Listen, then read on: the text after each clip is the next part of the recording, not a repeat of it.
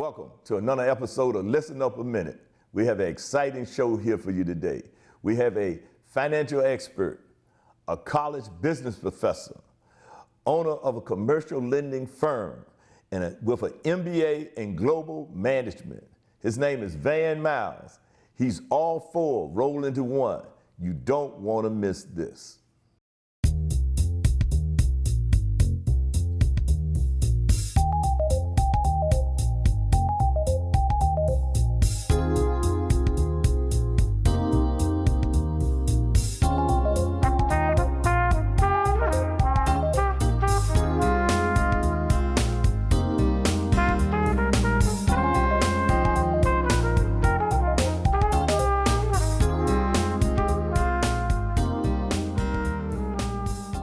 Welcome, Van. Tell our guests a little bit something about you. Okay, first, you gave a little background. I've been in financing since 1985. Started off with Beneficial National Bank, and the next bank I moved on to was Transamerica Financial out of San Francisco and Los Angeles. I'm also a business college professor. So a lot of the things that I work in, I actually teach that theory part in college, and I actually do the application on the things I do for myself. My company is called Berkshire Financial Group. We started back in 1996, and when we started in 96, it was Unicorn Financial Services. So we went through a couple of financial crises, and when we came back, it started off as residential and commercial, and now we just do strictly commercial.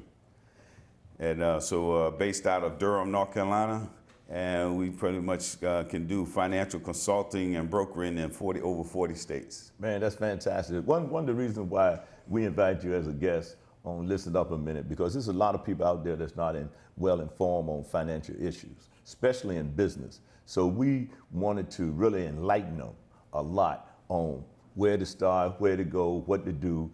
And because a lot of times we run into roadblocks as small businesses, minority-owned businesses. What suggestions would you have for them? One of the first things I do, just like and I teach personal finance and entrepreneurial finance, one of the biggest mistakes that a lot of small businesses do, they run a cash business. It's almost like old school, putting the money, burying it under a mattress. Mm-hmm. So, but when you spend all your cash, you're broke. But if you run a credit business, your cash is to bail you out when you run out of money on the line of credit. And the way business work is that you can have multiple lines of credit, so therefore you won't run out of money.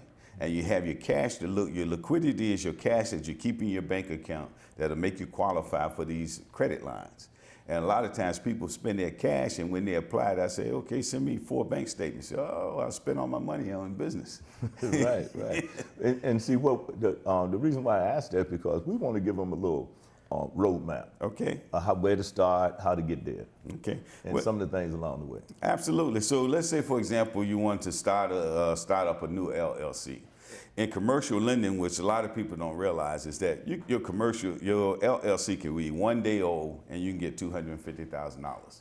All right. Now, on a commercial, on a LLC, you file a 1065, but that goes on your personal credit. So what you want to do is set up a company either in Wyoming, Nevada, or Delaware, where you don't pay business. You don't have to pay taxes for the state on your business. But then your LLC goes on to just one tax returns, which will be your holding company.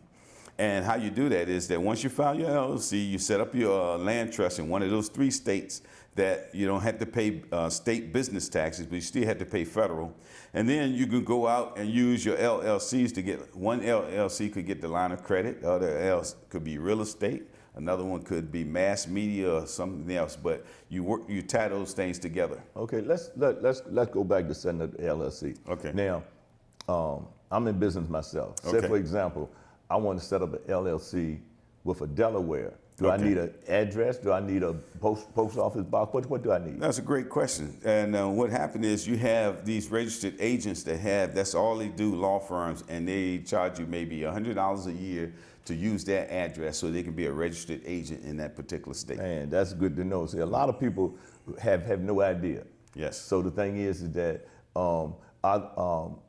can you just go online and look these people up? Absolutely. You can Google it, registered agents for Delaware, registered agent for Nevada, registered agents for Wyoming, and they'll come up, then they actually give you the rate and how much they're going to charge you for annual filings every year. So when I look up the registered agents, I'll be going under business for LLCs. Well, you actually, the LLC fall up under the corporation, so that Corporation. under corporation. So when you do it for corporation, it doesn't matter if you're a corporation, LLC, nonprofit, they would do it all. It's the same rate. Okay, so I'll go online, I'll look up a corporation, LLCs, Yes. find an agent, Yeah. and then go from there. Go from and there. they'll use their address. Use their address, and what Hey, you a lot of you guys, you need to listen to this, because one of the things that hold a lot of people out is that initial thing, getting started. When there that you got the LLC, what's the next step? Okay, so once you get the LLC, first thing you do, you form the LLC, and then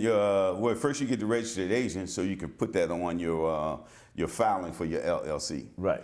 All right, and then now that you have the registered agent, you're ready to file your LLC in Wyoming, Nevada, Delaware, in those particular states. So now that you have that, the next thing what you want to do is, depends on the type of business. Let's say, for example, this LLC is ABC LLC, but you have a different name for your business. And so what I'm going to do is, because your business been along, it could have some flaws or whatever things is on the business credit. We want this one because it's clean. So right then, if I wanted to, let's say you wanted a $200,000 line of credit. They have a thing they call shelf corporations.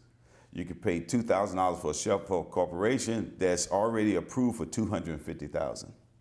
And what it is, you apply for the credit line under that shelf corporation, and then you move it over and list your LLC as a recipient or beneficiary of that line Now, of would credit. that business agent help you find that shelf corporation? No, that's another Google search.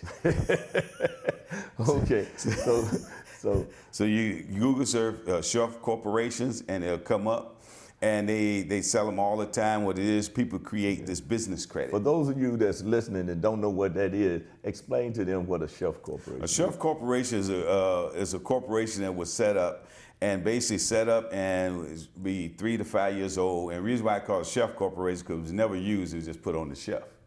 And it'd be put on the shelf for multiple reasons. And in this particular case, it's used to help people that can't get credit or can't get business credit lines. You can buy that shelf, the use of that shelf corporation becomes yours for $2,500, and it's already established business credit where you can get a line of credit up to $250,000. And the reason why I asked that question just for the listeners, see, it's not complicated, but if you don't know, you don't know. So you're out there in left field and you don't know how to set this stuff up. You don't know that it's available. You don't know the names of it. You don't know the vernacular of the field of business that you get into, and somebody says something, you don't know the definition. Right. It's just like talking Greek. So now once you get that shelf corporation, tell them how you get the line of credit. Okay. For that. The line of credit, they have everybody familiar with personal line of credit. Right. That's usually your Social Security number. Shelf corporation use something called the EIN, Employment Identification Number. That's right. So therefore, it doesn't show up on your personal credit. So in business credit, they can, like you have business credit, you go up to the service station and you see a Shell fleet card. That's a business credit. That gives you, once you establish so much business credit, they give you a business score just like you have a credit score. Okay. And that allows you to go up to $250,000. So what happened with a shelf corporation, they already did the due diligence and the work to make sure that that company would qualify for $250,000. Okay, so now if I needed 500, could I get another shelf corporation? Yes, or if you need 500, you will buy a shelf corporation that can go up to 500. Oh, the first time. Yes, first time. Okay. Yeah, so if you see that one that I used for 250, that might be the max at 250. Now you had to establish more business credit to go up to 500. Okay, so when I go shopping for a shelf corporation, I can find out then whether or not it has a score where I can get 500,000. Absolutely. So that's very important. That's absolutely. See, now we're talking business. See, a lot of people have no clue. And what we're doing here today, we want to inform as many people as possible that listen up a minute. If you listen up a minute, this might make you rich. Okay, so now go ahead. After we get the loan, tell them. All right, let me step back one second so that people understand.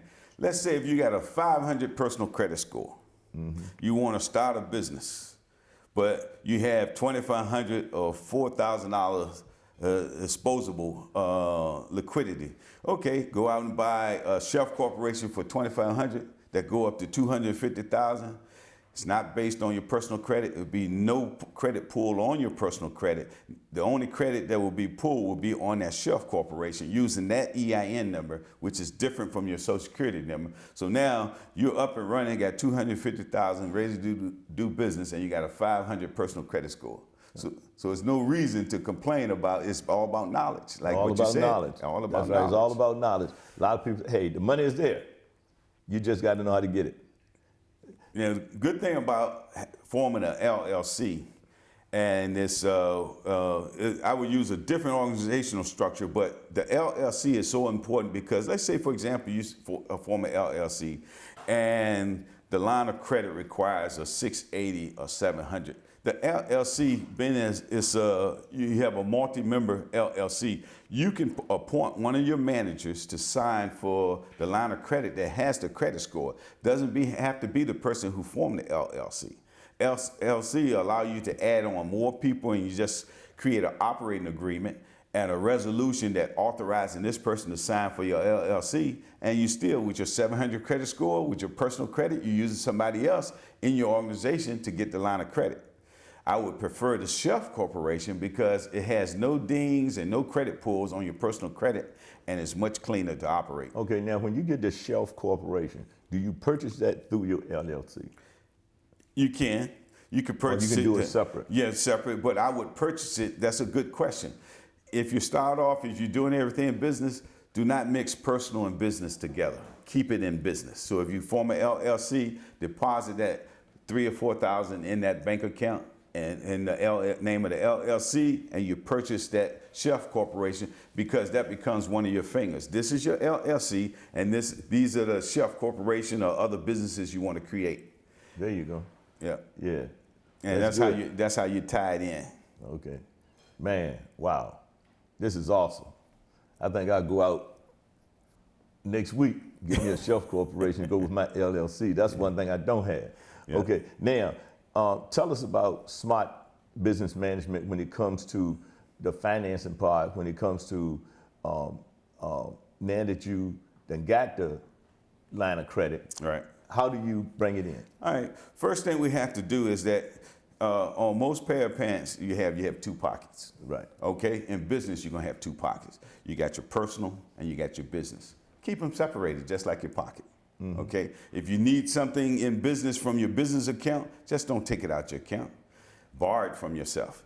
No taxes on loans. So therefore, right. You need your business have this $250,000 line of credit. You need $10,000. Borrow from your business, just like Elon Musk borrowed $1 billion from SpaceX. You don't pay taxes on it. So then you pay yourself back. You know. So the thing is that in business, the smart way to run a business is keep that business pocket separate from the personal pocket, and same thing, your cash separate from credit. You got a $250,000 line of credit. All right. So what you do is you create a budget, what you're going to need to operate on a daily basis, weekly basis, a monthly basis, and then you have a portion what you're going to need to scale your business. Scale your business means to grow your business. To grow your business, the fastest is no such thing as 0 to Fortune 500 in America no more. So if I'm going to scale my business and I have a UPS store, if I want to grow it, I buy another UPS store using my line of credit. Now I have 2 stores. So now, instead of in physical operation, now I'm in managing both. But you have to establish how to manage that first business before you move on, and you have to manage it on a credit basis. Let the business pay back the credit line. Don't pull out the pocket of personal finances to make payments, even though you have the money there. Keep the business paying it, because you remember, even if the business break even, that's a successful business because you're still operating and you paid all your bills. Fantastic. Fantastic. Yeah. I had a few questions here. Okay. You didn't answer half of them, but before we go into any more business questions, tell us something about yourself, because you're a Petersburg native. Oh, yeah. I want people to know who you are, where you come from, and some of the things you accomplished. Well, first, It doesn't have to be business. Tell us about the sports. You're in the Hall of Fame, right? Yeah, it's Hall of Fame. Well, I'm in Hall of Fame. I'm sitting here with my Hall of Fame brother. That's right. It's the reason why I got into sports, in the wrestling. Wrestling, football, and track and field. One thing is that sports do for you that a lot of people don't realize. It creates a work ethic, and the work ethic carries over into your personal life. And I graduated from Petersburg High School, 3-sport athlete, went on an athletic scholarship to Virginia Tech, 4-year letterman at Virginia Tech. After graduating, I went to graduate school at Virginia State. Then later on, I went and got another master's, a master's of administration from American University, executive program. So as personally, I was recently put into the Petersburg High Hall of Fame. Got a lot of names along with my brother, Moses Malone, Mark West, Ricky Huntley, Darryl Stiff, a lot of guys that were great athletes that came out of that high school. And going into the Hall of Fame, I had 3 professional athletes that went in with me. A football player who played in the Super Bowl, last Super Bowl with Cincinnati, 2 NBA basketball players. Yeah, So Quinn Spain. Yeah, that's Quinn Spain, that's right. And personally, I am blessed. Petersburg had blessed me, and I look forward to giving back to the city. I'm look forward to launching a apprentice school here, hopefully in 2025 online. We're going to have HVAC, electrical trades, plumbing, food services, and hopefully to add mass media. And that's going to be offered to the people in Petersburg, as long with a math and reading center for elementary school and middle and high school. And hopefully we can add business finance. That's to right, that. business finance. Because this is very important. Yeah. One thing I have run across many a times, great ideas. But our people are so creative in coming up with new things, new business lines, promoting. But the thing is, they don't know the business of the business. Yes. And see, the financial part of the business is the most important part. That's why we need to make sure this information get out here in a way where they can feel comfortable and to at least give them some direction. And the direction you gave us here today is fantastic. So the thing is, that's a place to start. Now, what's for the future with you in helping the community? You told me about the school. Yeah, the apprentice school. So we hope to have, like you said, the business, we're going to have a host of business seminars and summits. And the thing that I would like to express and help people that's already in business to understand is that life, you're always learning. Mm-hmm. Normally when you stop learning, you're dead. So what you want to do is continue to learn and to grow. We're going to offer ways to scale your business, ways to improve your business, and to teach business people on the concept of credit. Every time you look at the stock market, that's the credit of corporate America. That's why they put the stocks out there. They're not using their revenues. They're using stocks, which is financing, and they have to pay that stuff back, a return on investment. So the thing is, if we learn to emulate the Fortune 500 companies, like we're talking about chef companies, and why use your money? If you have $250,000, why not get a chef corporation? Your money is to bail you out. That's right. And a lot of people don't understand. It's not what you know that usually lets you down. It's what you don't know that usually bring you down. One thing that we learned from sports that was instilled in us from every coach that we had, they wanted us to grow into our manhood. And they get measured in wrestling because when a boy is down, he's down. But when a man is down, they taught us to fight to get back up. So the thing is that until you learn how to fight to get back up, wherever, regardless of what it is, hey, you're a boy. Yeah. Until you can do that, then when you start doing it, and then you're a man. We can watch young men grow. That's why I love that sport, because you can see them transform into men. And now that we got them as men, now we got to educate them. See, learning is power. Don't let nobody fool you. Knowledge is power. The more you know, the more power you have. If you don't know nothing, you have no power. That's why this is so important. This one right here is the number one reason why small businesses fail. The number one reason. It's not because the money not available. You don't know how to get it. You don't know how to get it. And that's a simple fact. I like to share one thing on how sports have impacted my life, and in terms of business. A lot of people come by my office, and my office might close around 6, but I might not leave out there till 10 or 11, because I'm used to working late to achieve excellence. I'm used to working early to achieve excellence. So I use my work ethic that came from sports. And like wrestling, for example. Wrestling is a rare sport. You got to lose weight to compete in certain weight classes. Then you got to train to make sure you don't lose muscle mass. Then you got to go out there and actually compete and win. That's a lot of things it takes to be a good wrestler. That's right. So same thing in my business. I stay late and I make a list every day at night on what I need to do. So when I walk in the morning, I hit the ground running. Then I work through that work list during the day. Then the same thing, I repeat it. And success is repetition of a good model. And very important, surround yourself with people going in the same direction you're going in. There are all these, you're going to have a lot of associates in life, very few friends, a lot of associates, and all of them is not going to stick it out.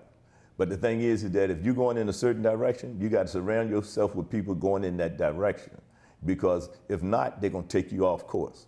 And that's how you go astray. Yeah, and that's the purpose. A lot of people don't realize nowadays with you have all this internet, you got Instagram, you got Facebook, and these things. You look on there and you find conferences, business conferences for startup business conferences for investors in real estate. The purpose of these conferences is not so that you can just gain wealth. You're gaining information. Knowledge is power. Right. Knowledge is wealth. You could take everything off of me, everything away from me, every dollar out of my pocket and out of the bank account, but you don't take this. I can rebuild it. That's right. So we have to, like you said, you got to surround ourselves. If you want to learn, if you want to really grow your business, surround yourself with other business owners. Just have lunch, have dinner with them. They're going to tell you about the things that are going on in their business, and you're going to find ways to make it work in your business. Yeah. But if you hang around people that's not doing that, and that's not, someone's not can't take you to a place they never been. So you got to realize that. So you become a product of your environment. And our father was an entrepreneur. He was a contractor. During the summer, he might have had 50 to 60 people that he had working full time, because the summer was a big thing, because he was a mason contractor. And he always had problems with payroll. He had good contracts, always had problems with payroll. He built a lot of townships. He built buildings. He built churches up there in the New Jersey area. And then he sent all of us to college. And then after I graduated from college, I started getting into the business. And I said, hey, you got a payroll problem. He said, what's that? I said, you got a $5 million contract here, $2 million contract here. And if they don't pay you on time, you can't pay your people. I said, let's go down to your bank. And we took both contracts down to the bank, and we bonded those contracts. Those contracts now belong to the bank. The people that owed him didn't owe him no more. They owed the bank. So he could get his payroll from the bank, and if they didn't pay the bank on time, and then he never had a cash flow problem with the payroll again. You have to learn the business. He told me, he said, hey, when we did that, he said, that's why I sent you to school. To come back and contribute with that knowledge. Knowledge is power. The money was there. It's just that you couldn't get it because you didn't have it set up right. You bring me to another interesting point in business, is that a lot of times, let's say, for example, you have a small business. You could be doing $200,000, $300,000, $400,000, let's say $500,000 a year. And you have an opportunity, you see a shopping center come available. You don't have to match your dollar in your business, does not have to match what you're buying. They have things like you said, bonding. Bonding is a key thing. You can get a surety bond that guarantees principal and interest on a loan for $5 million to buy that shopping center. That means that you don't have, if you can't pay, the insurance gonna pay. So the thing is That's that right. In business, you need to surround yourself with somebody that you can go to that understand the business concepts and the scaling of the type of business that you want to scale, and financial lending. Commercial lending is the key. Yeah. That's the reason when you walk into a bank, this person is so important. When you walk into a bank, you ask for a commercial lender. They're not in the branch. They have to make a special appointment. A lot of times, some cities only have one. The larger cities have two. Because this person is so important, because this is what makes the corporate America move. This will make businesses evolve around dealing with a commercial lender who can get you these types of lines of credit, get you the products to bond yourself, so that if you don't have the assets, that you could be bonded, so you can still scale your business and acquire that amount of money. So that's a very important thing. When you mentioned that and that go all the way to the home too. I built this home myself with a construction loan. Most people don't know how to get a construction loan. right. My father told me how to get a construction loan. So I went down there to the bank, found a bank where I could do it with, and then got the construction loan, bought the lot, built the house, didn't have to make one payment until till it was finished. And I never had to pay on the construction loan, because what they do after you finish building the house, they roll it over to a mortgage with another bank, and then you start paying your mortgage. So I went a whole year with a $300,000 loan, didn't have to pay nothing on it until it was done, because it was a construction loan when I built my house. So I didn't even have to make one payment. I just had to make sure that as we went through the different steps of the contract for the builder, that everything was paid. I'm glad you mentioned that. So let's circle back to the LLC that you just formed. Mm-hmm. And let's say that you found a house in the community, in the city that you live, and you want to buy that property and fix it up or sell it, or either fix it up and rent it out. Mm-hmm. Let's use that as an example. I'm glad you mentioned that, Hal. Okay, a LLC 1 day old can buy any residential property 1 day old. No no tax returns are required, and no personal tax returns are required. Now, if I were to buy that in my name and not the LLC, I had to provide tax returns. All of it. But with an LLC, you don't have to provide that right now in small commercial lending. Therefore, you can get 90% of the purchase and 100% of the construction. That means the renovation or ground up construction. So if you're buying land, 90% of the land and 100% of the vertical, everything that's above the land that you got to build. And if you're doing rehabs, you get 90% of the purchase and you get 100% of the rehabs. So therefore, with 1 day old LLC, so you don't have to say, well, I need to be in business 6 months, I need to be in business a year, or whatever it is. In commercial lending right now, it's set up for you to be successful. All you have to do is seek out someone to help you form your LLC. If you have a holding company, form it in one of the 3 states that I mentioned, Wyoming, Nevada, or Delaware, and then find a commercial lender that can help you acquire the things you need to acquire. Now, you do have to have a credit score. If they don't ask for taxes, personal taxes or business taxes, you're going to have a credit score, at least 680 to 700 to get to 100% of the construction. Rehab. But guess what? Don't panic, because the LLC, you might have a buddy that has a 740 credit score. Say, okay, I'm gonna make you a member of my LLC if you sign for this. That's the way to do it. You got a partner. That's the way to do it. Remember, there's no such thing as zero to Fortune 500. If I got a buddy, well, we going out to parties or whatever it is, let's make money together. Now you got a business partner for life. Mm-hmm. And that's just like anything else in life. If you surround yourself with the people, business is always selling your ideas to someone. And a lot of times the people closest to you will buy in and some won't buy in. But you roll with the people that's buying in. It could be a non-family member and they have a 700 credit score. Say, hey, I'm gonna make you remember this. I'll give you $5,000 or $10,000, sign on this, and then we're gonna grow this, and you want to be a part of it, we can be a partner in it. And then you buy the house, you flip it, rehab it, and flip it, and you share in the proceeds. There you go. Yeah. And I tell you right now, and in closing, listen up a minute. If you haven't seen any segments or episode, this financial episode, you do not want to miss. I'm Hal Miles, and this is Van Miles, and we're telling you right now, listen up a minute.